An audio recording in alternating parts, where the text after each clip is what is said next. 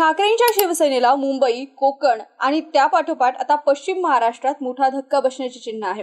ठाकरेंच्या शिवसेनेतून सांगली लोकसभा निवडणूक लढलेले चंद्रहार पाटील हे पक्षाला आता जय महाराष्ट्र ठोकण्याच्या तयारीत आहेत।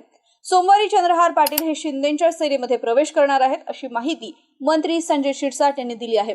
हा पक्षप्रवेश सोहळा थांबवून दाखवा असं आव्हान देखील शिरसाट यांनी उद्धव ठाकरेंना केलं आहे।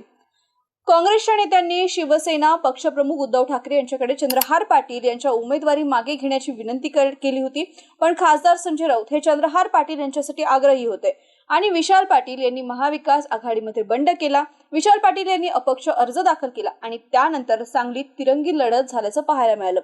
विशाल पाटील, चंद्रहार पाटील आणि भाजपचे माजी खासदार संजय पाटील अशी ही लढत झाली। यामध्ये विशाल पाटील यांचा विजय झाला।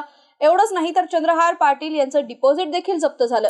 चंद्रहार पाटील यांना 60,860 मतं मिळाली। पण ज्या चंद्रहार पाटील यांच्यासाठी उद्धव ठाकरे आणि संजय राऊत हे काँग्रेस सोबत यांनी वितुष्ट घेतलं होतं, त्यांनीच आता पक्षाला रामराम ठोकण्याचा निर्णय घेतला आहे।